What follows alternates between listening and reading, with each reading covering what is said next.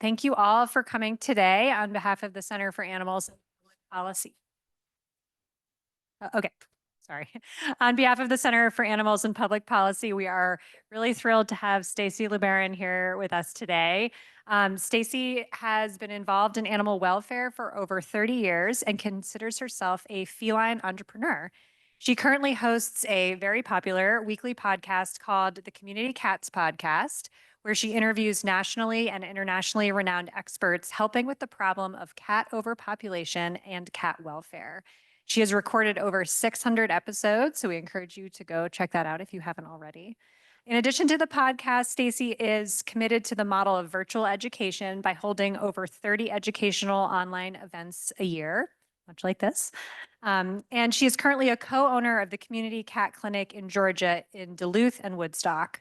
She also serves on the board of the United Spay Alliance, Merrimack River Feline Rescue Society, the PAWSitive Pantry, and the Vermont Humane Federation. So thank you so much for joining us today. We can't wait to hear more about community cats. And just for anyone here or online, our next Animal Matters guest speaker will be on December 1st, so please mark your calendars for that. So thank you so much, Stacy, for joining us. All right, it sounds like everybody can hear me okay. I am usually not very shy, so it sounds like everybody on Zoom is thumbs up. All right, we got Zoom and we've got in the room, so excellent. So thank you. Technology, this has been like the smoothest Tufts technology experience I've ever had, so cheers to that. Thank you very much for doing that. How many folks in this room would consider yourself a cat advocate? And how many folks in this room would consider themselves an animal advocate? Okay, I am not surprised that everybody put their hands up. So thank you all for having your pizza and enjoying our wonderful slideshow that we have today. It is really, you're here for the pictures, so just to enjoy the nice photos. And they could not happen. Ooh, look at you, got Zoom right up there. So anyway, so just wanted to do a shout out, even though she's not here, is Kristen Petrie, who's our technical tabby at the podcast. She took most of these photos and did these nice slides, and she's really did a great job, and we wouldn't be able to tell the story without photos. I know I'm a great storyteller, but the photos are what really tell the story. So a big thank you and shout out to her virtually for her efforts.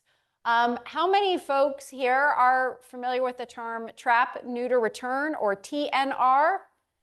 Okay, so lots of experience with regards to community cat program management and all of that kind of stuff. And I know I had the class earlier, so many of those questions are already answered. So just to, let me set the stage a little bit here for you.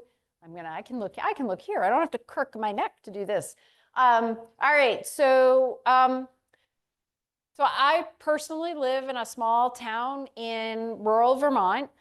I live in Warren, Vermont, which is actually, I don't know if you know Sugarbush, Mad River Glen ski areas, but that's sort of the neighborhood that I live in. As you know, as was read, I'm involved in lots of different committees and organizations, and you'd think I'm really tied into animal welfare. Well, there's a dairy farm that is about, maybe 5 miles from my house. And they had a problem with cats. So one of the folks that ran their cheese office, the cheese shop, last 2 summers ago, placed over 35 kittens from this farm. Excuse me. And they were tired of doing that. And they knew something needed to happen. And it took 18 months of him making phone calls, reaching out to shelters, asking people for advice and information before it finally circled around to me, to get to me 5 miles down the road to be able to offer the services needed to help the cows in this farm. And to top it off, this gentleman used to be my son's ski instructor. And so it just shows how I think everybody knows I stay feral. I'm a cat person. Everybody knows this, but nobody knows it. And so you can't repeat yourself too many times. I'm like, Dave, why didn't you reach out to me? He goes, I didn't know you were doing all of this stuff. And, and he goes, we need to fix the situation with these cats. We need to get the cats fixed. The dairy farm was struggling financially. They didn't have a dime to spare, and they needed to get the cats fixed. So how are we going to make this all happen? And again, this gentleman, Dave, who you'll see some pictures of him throughout in this story, he said, I'll do whatever needs to happen. I said, well, we have a TNR certification workshop this weekend. You need to get TNR certified. You need to know what you're getting yourself in for before you can say, I will do anything, because this is where you're going to learn where the anything is all about. So at the Community Cats podcast, we do monthly, in partnership with Neighborhood Cats, we do monthly trap, neuter, return certification workshops where you take a quiz at the end of a 2.5-hour class and you get certified. And many organizations provide benefits like a discount, or they give you free trap loaning or other things as long as you're TNR certified. Many organizations require their volunteers to be TNR certified before they're able to go out and represent the organization in the community. So that day, that weekend, he immediately just hunkered down and he said, I'm going to do this. I'm going to get TNR certified. And he did that. And then, and he goes, we've got to do this. So this was like in May. And I said, okay, well, there's no money on the table, so we've got to figure out how to make this work. None of the clinics, we had 30 cats, was estimated, about 30 cats. And we're like, okay, how can we do a mass trapping? Let's get them all at one time. We don't want to do this piecemeally. So how do we do this? And are you willing to drive the cats a distance to get them done? I'll take them anywhere. I don't care. I just want to get these cats done. And so he was a man with a mission, person, and very determined. And so we dedicated one of our clinics in Massachusetts. I'm on the board of the Merrimack River Feline Rescue Society. We do these MASH-style spay-neuter clinics for community cats, and we dedicated a July clinic to this group. We also ended up getting a transport vehicle from the MSPCA to be able to take the cats from this location in Warren, Vermont, and drive them down to Methuen to the clinic and back. So it's about a 2.5-hour drive each way for these cats to get to their surgery and back. But pretty picture, lovely dairy cows. This is typical Vermont as you can imagine it. And then here we have our cats that we have in the at the farm. So they actually fed these cats every morning and every evening at a certain location inside the barn, like after milking the cows. And so these cats were very well trained. You could see them coming in and out, and there were a lot of cat whisperers. So there was a young kid named Eli, and there was also another farmhand gentleman that all the cats knew them. I would not say the cats were friendly, but they were around and they were present. And so we got to know, we did a couple of site visits, so we got to know what we were looking for here. So how did we get to that whole decision around the mass trapping approach? And it was basically because we didn't, in Vermont, they too are suffering with a veterinary shortage. And it hasn't been until like this was in July of 2024. It hasn't been until this past year where several clinics that had to close due to staffing shortages have now been able to reopen and rebuild their capacity. So we ended up going with the mass trapping approach, number one, because the clinics are free. And then also just because there wasn't a clinic that they were booking 6 months out. And so that would have been waiting until October to do a trapping. And again, we would have had to do a few at a time, which meant we would have had to go to a box trap and do piecemeal trapping at a time. Now, if this had been 60 cats, would our approach been different? Possibly. If it had been 10 cats, would our approach have been different? Possibly. So really it depends on the area that you're at. It was a strategy that we decided to go with for this particular situation. It really seemed like an opportunity for us. And so, these are a couple of other tools for those of you, who are looking at your area, looking for, if you're posed with a project like this or with a challenge, many of you that were in the class heard about our community cat calculator. Also, this is a flyer we developed for reaching out into the community to find out more about what's going on in the community, what's the community's take of what's happening for community cats and that kind of thing. So just wanted to look at this as a system, organized system of how to approach addressing community cat colonies. So, and we have also, there's a term we have called cat cycling. So it's timing, how to time your events well. One interesting thing with this event was Dave, the caretaker, he knew the cats so well that he knew precisely when they were pregnant, when they were not pregnant, what was going on. And we got them at a July lull. And they were not very, there were not a lot. There were some pregnant cats, maybe 2 or 3, but there were not a lot. And he knew where the kittens were and stuff. So there was a lot of strategic thought on the premises as to how to mitigate any kittens that were there, what the timing was. And it just, I mean, luckily it worked out really well. A lot of things can happen. There are a lot of moving parts. I always say these kinds of events are like planning a wedding. You know, it's got that many, you know, you're worried about rain. You're always, you know, you're worried about all these different factors. You know, will the trap work? Will, you know, all these different things. So my daughter got married this summer and the coffee didn't show up on Sunday morning after the wedding. And it was like a travesty, right? You know, who doesn't want coffee the day after a wedding, right? And I was like, whoa. So, you know, all of these different factors and trying to think about all these details. So you need to have good project planning skills.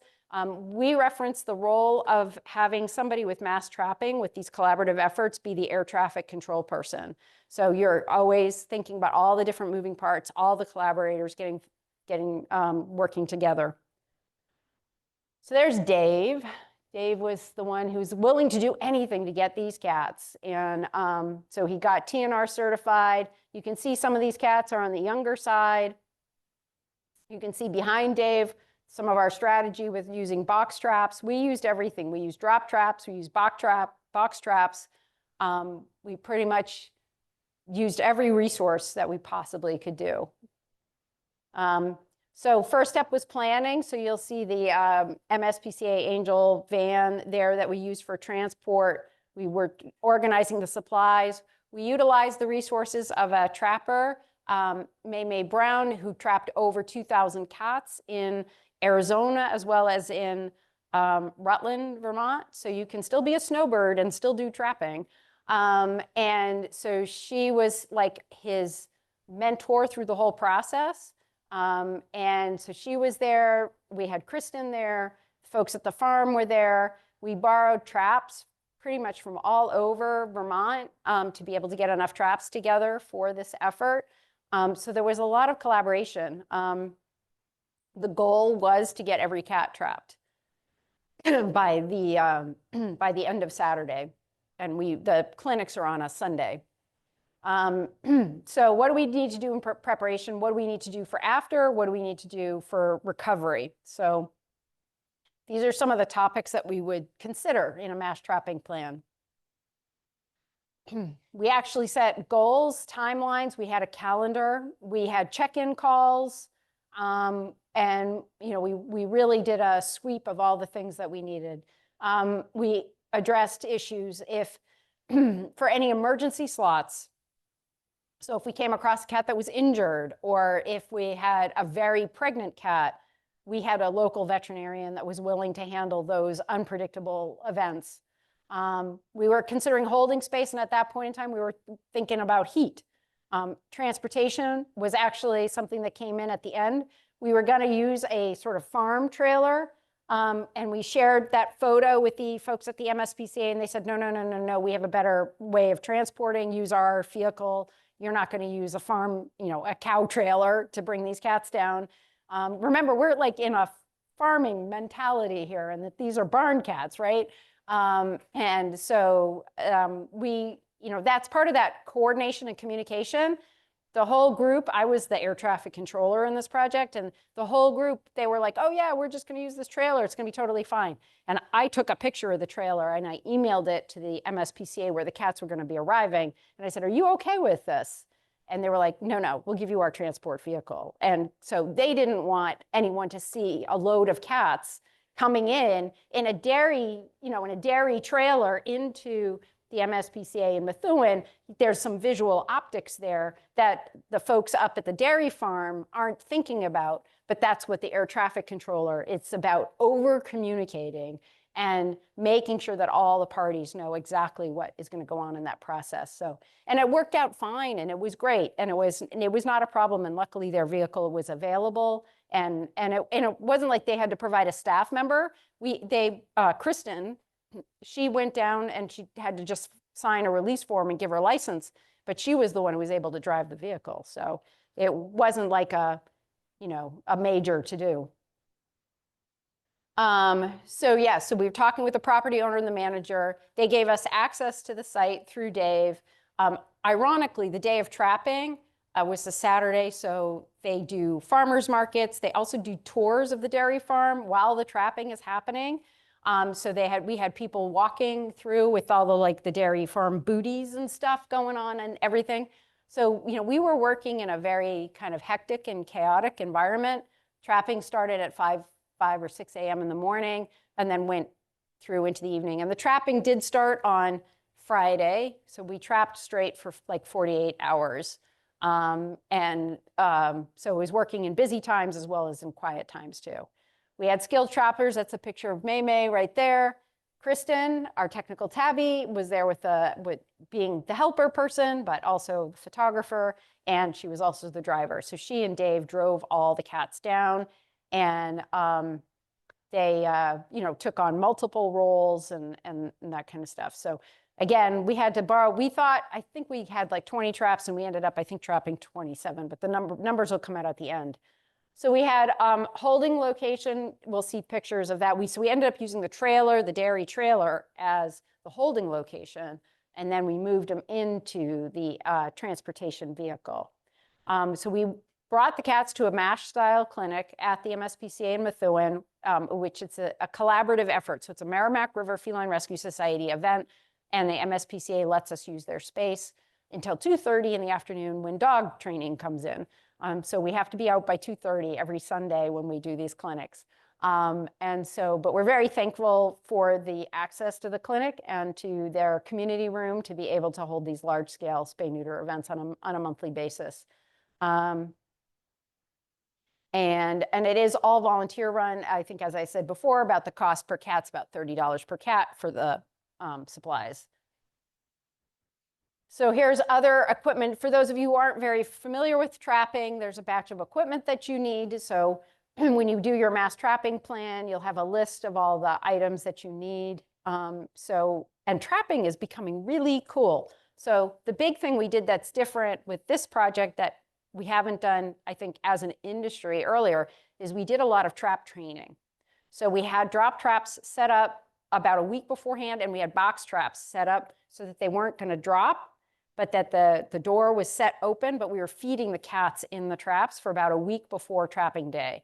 And that's what really makes a difference in a mass trapping project, so that you're getting those cats trap trained, and then they'll go right into those traps because they just think they're going in to have their breakfast, and the reality is, whoops, the door is dropping, and there they go. So, and make sure it's ideal to use the traps with the quiet doors, not the ones with the banging doors, because that'll scare the cats away. But if we hadn't done drop trapping, we would not have been able to do a mass trapping project at all. Different types of bait. So, there's lots of foods. A rotisserie chicken is popular. Kentucky Fried Chicken is popular. But then there were other types of food. So if you've got, you can use catnip, silver vine, lemongrass, laser pointers for the kittens. They're really not bright, and you can just use the laser pointer to get them to run into the trap. Everybody has their, favorite little tips and tricks. And then things like, the carabiners, The doors work in a funny way on the trap. So if you tip them the wrong way, sometimes the back door slides up. So just double check, double check, double check, because you don't want to lose a cat. You don't want to mislabel a cat. You want to make sure you have clear communication on those things.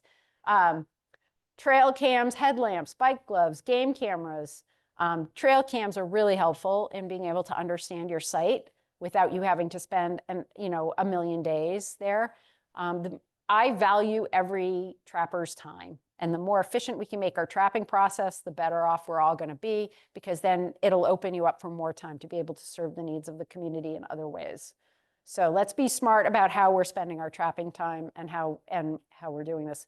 Mass trapping, you're in one place, you're getting one project done, you're getting to 100%, the job's getting done, and then you move on to the next one. Instead of doing one cat here, one cat there, one cat there, you've got to drive between them all. I mean, it just drives me crazy because it's just so busy. All right, so then after you've got your plan, you're going to just sort of make some adjustments, coordinate, as I said, the conversation with the MSPCA about the dairy farm trailer, making sure everybody's on the same page. Oh, another hot topic we had was, do you start with the drop trap or do you start with the box traps first? Which way do you want to go?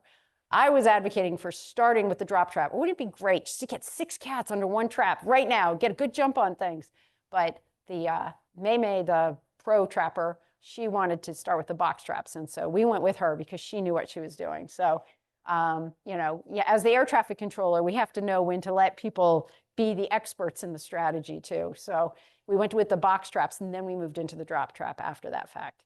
So, understanding who's playing the lead and what role. So we're going to go back to the farm. We're going to set things in motion. So we did 2 days of trapping. So this is May starting things out. That cat's just getting ready to go right into that trap. It's like, where's the food? Where's the food? So Eli is a young boy who has fed the cats for years, and he knew exactly where they all hung out. So he was helping with setting the traps. The cows, we did the trapping after the cows were out of the barn, except for I think we had one cow that was not feeling well that might have been in there part of the time, but we were trying to get it so it was quiet in there.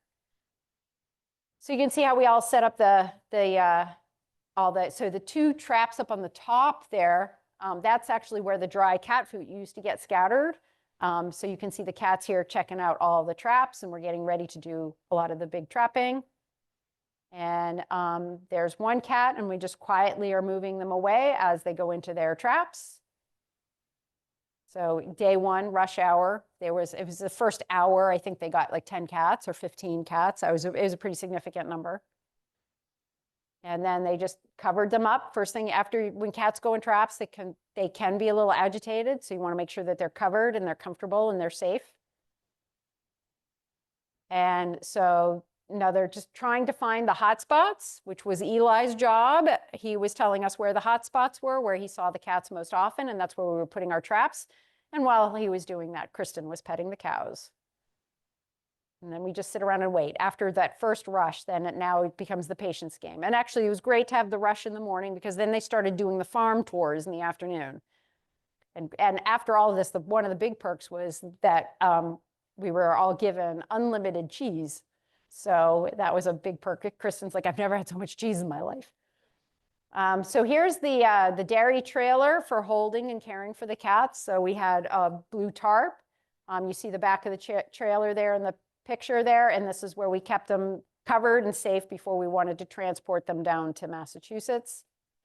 And so it worked out really well as a holding area, other than the fact that it was not elevated up on tables, so everybody's back hurt by the end of this, but it was a necessary job. So here are some of the faces of the cats that were trapped. It was slow but steady, but these are some of the kitties that got trapped during the couple of days. And so, planning for unknowns, which luckily we didn't have much on the unknown side of things, but we're always worried about weather, transport surprises, which we luckily avoided, cats escaping or avoiding traps, illness, cancellation. I mean, there's just always a lot of unknowns. That's what the air traffic controller is always working to try and mitigate to the best of their capabilities. All right, day 3, getting the last cats in travel. So there's the van. We've got some paperwork. We've got them bungee corded down. So they had a big sign on the board, "Welcome Vermont." And there's Dave writing "little thank you" next door.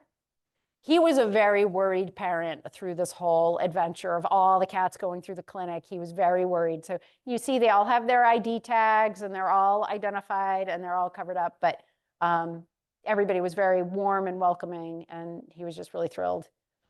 So here's some pictures, more pictures from the clinic. So there's worried Dave back in the corner there. So this is where they're taking what we call forks to push the cats in the corner to anesthetize them. And then you see a scan. This is just general protocol, scanning for a microchip. We do that for all of our cats before they go into surgery, just to ensure that we're not taking anybody's cat. In this situation, we were pretty sure, but it's just a standard part of our process and protocol. And then we have here, the cats are getting their vaccines and their prep work and stuff. And I have a feeling that little guy there is Creamsicle that Dave is looking at, which is one of the kittens that we were somewhat worried about. There were some kittens that ended up going into foster care, and I'll tell you a little bit more about Creamsicle's story. But so that's Dave. And then there's this whole assembly line process that we go through with these cats. And so we do that. And, you see people with their lights, their headlamps on, so they can see what they're doing and all that kind of stuff. And then we going into the spay neuter. And so they're doing their spay neuter. She's vacuuming up the shavings handily there. And it's all a big process that these folks they do this. They've been doing this for years. I don't think they even talk to each other. The volunteers, they've all been doing this for so many years. It's pretty impressive. There's worried Dave, good old worried Dave, looking in there, watching the cats get all spayed and neutered. And then here we are again with the cats on the line getting their vaccines. Keep note of this woman, the red-haired woman. You're going to see her again later. She's one of our technicians that comes every clinic. And again, this is more of the process of how the cats go through. And then there's so much cleaning at the end as they do discharge. So everybody's getting packed up back into the van and getting returned back to Vermont. And then there's Dave, who's exhausted, getting everybody back. That cat that is sitting there next to Dave is ironically the house cat. And he's like, "Where you been? I didn't go with you." And so that's like the family cat who is of a different caliber or whatever. So different tier. But you can see how there's a lot of labor that goes in. The traps all have to get cleaned. There's just a lot of work that goes on. But it's all well worth it. So there's carrying those cats right back, getting recovery and returning back to their location. So here are all the cats getting ready, lined up to be returned. And they're getting opened. And they're going, bye-bye, bye-bye. So in summary, some of the stats, we estimated about 23 cats, actual cats trapped were 27, placed in foster adoption, we had 8 kittens. We relocated 2 cats to another barn for working cats, and 17 cats were returned. So just by doing a mass trapping project, you can anticipate a 30% reduction in the number of cats that are out there anyway. So if cat overpopulation is the key issue and somebody is saying they should all be removed, you can also say, I can pretty much guarantee you're going to have a 30% reduction anyway, just by doing TNR, and you're going to prevent any other cats from moving into the neighborhood. So you're going to be preventing a vacuum effect from happening by returning a group of cats. And then this QR code actually has, Kristen took 1.5 bazillion pictures, so there's more pictures there. So next steps were, here's sort of a summary of some after, so monitoring the colony. So the Community Cat podcast team, we did a project, a strategic workshop, the 3 of us, so we went to check, and there are no kittens at this dairy farm this year. And all the kittens are still there. The cats are all doing well, they're doing fine, they're healthy, and no new kittens. And so that is great. And just, I'll check in with them. Well, I buy my cheese there, so I can check in with them on a regular basis. But You know, it was one of those scenarios where we went to the farm and we didn't see any cats. Like, you know, I was like, they're like, yeah, they're around. They'll come back at 5.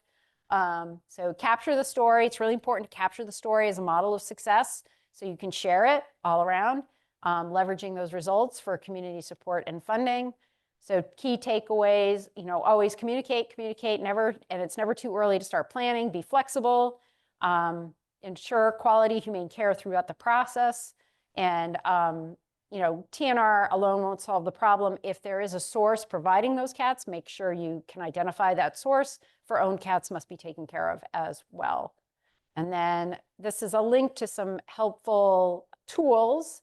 And then, oh, I guess we didn't continue the story. So I'm going to share a little story before we close out.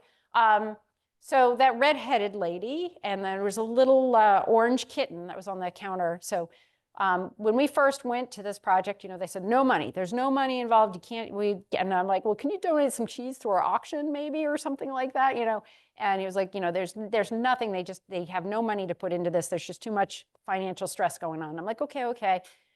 So we go through this, we do the whole thing. The whole project is great and it's wonderful. So our fur ball, the Merrimack River Feline Rescue Society's fur ball, is in October. And they decided to profile one of the kittens that went into foster care. The little kitten named Creamsicle got a bad upper respiratory and was pretty sick, taken care of by the foster mom, who was the red-haired lady. And of course, Creamsicle becomes adopted by the red-haired lady and her husband after the story. Creamsicle shows up at the fur ball. And Creamsicle is the lead ask for Fund-a-Need in our fur ball auction. Creamsicle raises over $20,000 at the fur ball. And so if we had said, oh, at the beginning of the story, oh, there's no money here, we're going to walk away because there's no money, we were very short-sighted, because at the end of the day, Creamsicle brought in $20,000.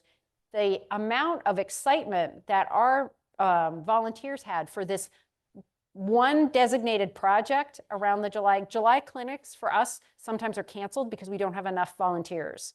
They put an appeal out saying, we're going to do a group of barn cats and we're dedicating this day. They were turning volunteers away. They had more volunteers than they ever, because it was all around this story and the passion. And then to raise that amount of money for the fur ball was just fantastic, and for the organization. So, I mean, at the end of the day, I would say that the Merrimack River Feline Rescue Society kind of got a good deal out of this whole thing. And we served our mission very well.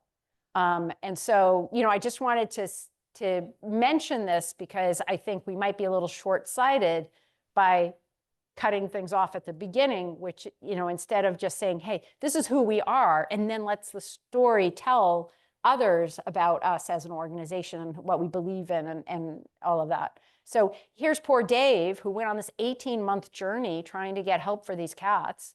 And so he had success, he had closure, and then we had this success, financial success, that we never thought we would have.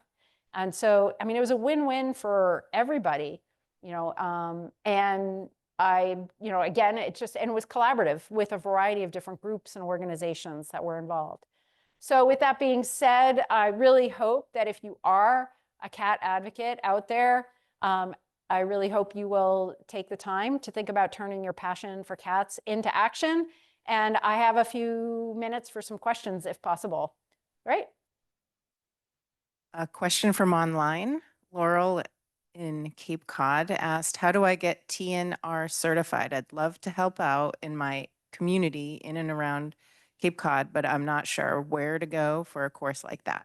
Yep. So our TNR certification, go to communitycatspodcast.com.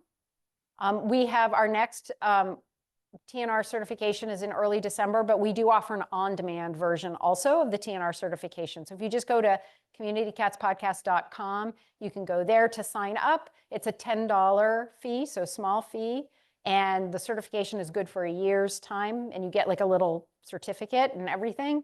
And if you want to do the on-demand version, they can always just send an email through and we'll get them a link to the on-demand version. Any other? Yeah, go for it. How does the behavior of cats change after TNR? she has multiple questions. Do you want me to share them? Well, let's go one at a time. Okay, so community cat behavior after spay neuter, it's a magical, wonderful thing. So if you have people in your community that are complaining about cats fighting, being, territorial, mating, all that fun stuff, once they're spayed or neutered, that behavioral stuff all goes down probably like 50 or 60%. So those complaint calls will be reduced significantly. Can anxiety or lethargy happen after surgery? And how is it assessed afterwards? Anxiety or lethargy, well, after surgery. So recovery is about 24-hour period of time, and then they should be fully awake and eating, and obviously consult with the veterinarian if there are, significant concerns or issues about complications afterwards. Neighborhood Cats has what's called the TNR handbook. Neighborhoodcats.org has the TNR handbook, and it'll talk about potential medical complications after surgery, things that you need to look out for, how long you should hold cats in traps after surgery, whether it's, neutered cats or spayed cats. I personally just think as long as everybody's good, 24 hours later, just, release them 24 hours later. Other people have other opinions, but Neighborhood Cats handles that pretty carefully. Anybody? Yes, go ahead. How you had put the traps up for beforehand to get the cats to them. I know that a lot of traps have a trigger plate, so how did you manage to set the traps up with them going in without? So you, yes, sorry. Thank you for reminding me because I said I would do that. So how do you ensure when you're doing trap training that the cats don't set the trap off when it walks on the trigger plate? So you can prop the door up, you tie it up so that regardless of what they step on the trigger plate, that the door is tied up so the door won't go down. So they'll step on it. You want them comfortable to step on it, but then you'll just have the door tied up so it won't go down. Or you can, have a bottle tied in so that the door won't fall down.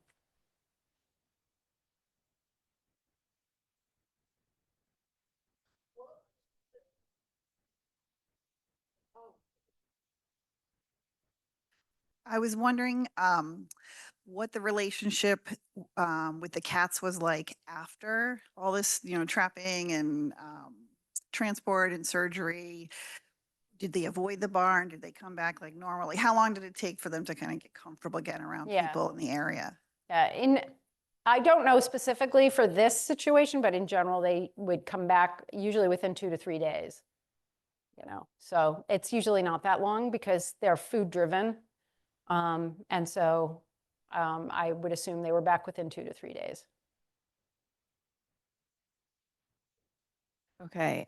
Is there an estimate of time for how long the cats are in the traps, starting from initial trapping to surgery prep?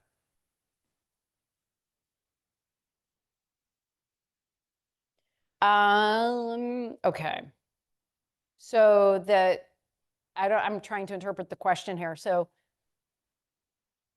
in terms of, are there limits as to how long a cat should be in a trap? They're really, if it's done appropriately, cats can quite comfortably stay in traps for 3 to 5 days ahead of time. And then they're in recovery for 48 hours. So, up to a week.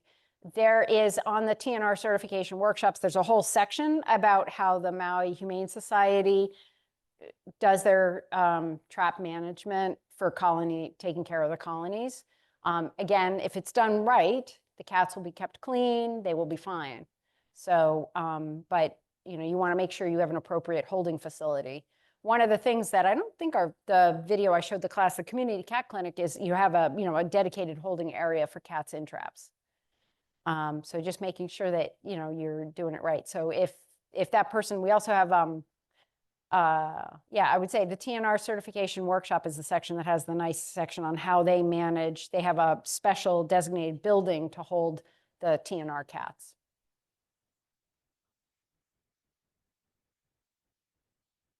Any other questions?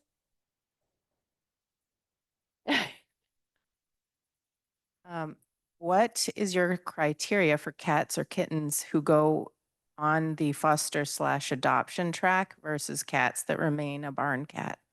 Yep.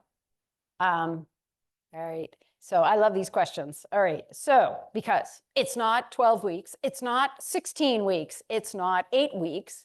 It is based on what you have as knowledge with regards to those kittens that are in the colony of cats, the resources you have available to you, as well as the genealogy of the colony.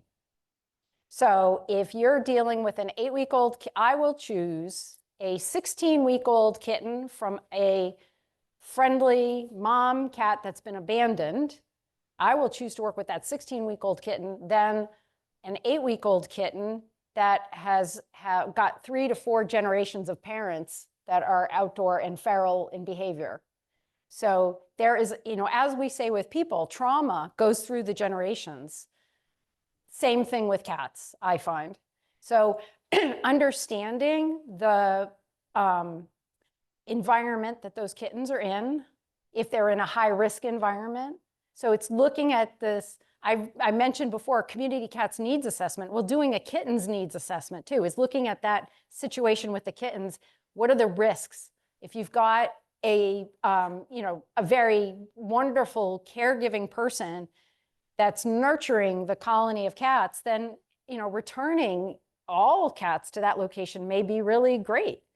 But then having something out on 95, on the edge of 95 with some kittens, regardless of what their behavior is, may not be the right place for kittens. So you've got to look at all of the different factors at play before you make a decision. I mean, you're always doing triage in this world. So how do you do the triage with the resources that you have, and how do you pull those forward? So hopefully that answers.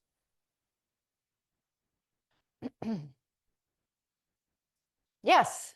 Are there programs that kind of help with follow-up in regards to yearly vaccines, like trapping, vaccinating, and then releasing? Because obviously with the surgery that's the one done, but then depending on how long.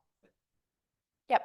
So are there I'm going to twist the question a little bit, but I'll say, what are the thoughts about boostering community cats once they've had their first round of vaccines along with their surgery? And I'm going to say it's I will say it is important to get your cats vaccinated for rabies and distemper.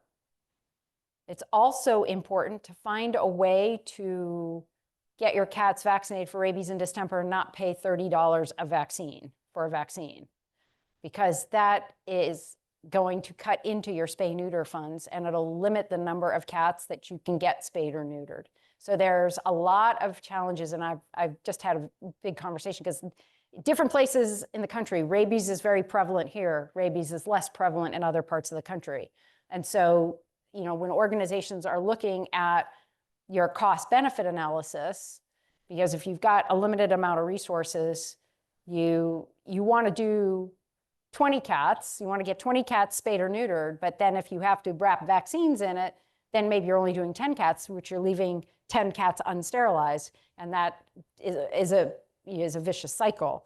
In terms of going back and reboosting, I would say the general protocol is, if you're back in that area retrapping and you happen to trap a cat, it doesn't hurt to get that cat boosted, depending on what your resources are. Rabies vaccination titers are actually, there's a lot of vaccine. So a lot of cats will keep their rabies vaccine titers for up to 7 years. So in terms of the ultimate not labeled protection, there are some opportunities there. No matter what, if a cat gets picked up with an ear tip with a wound of unknown origin, it's going to, depending on the state and the rules, it'll have to do a quarantine as a unvaccinated cat, depending on the quarantine rules, which they've changed a bit in Massachusetts in the last few years. So in my mind, in general, the protocol is to go back and revaccinate if you're in there trapping for a reason. Again, if you are doing TNRM, if you're like, if these are my cats in my backyard, then it's at your discretion. You're really almost, you know, you are the owner and their guardian. And if you want to trap them annually because you feel like you've got your own house cats going in and out or whatever, it's your choice to be able to do that.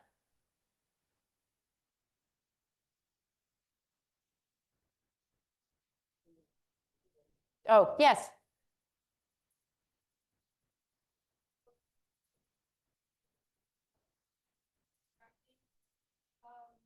Like what happens to the pets that are not included? Like they're too young or just did not track.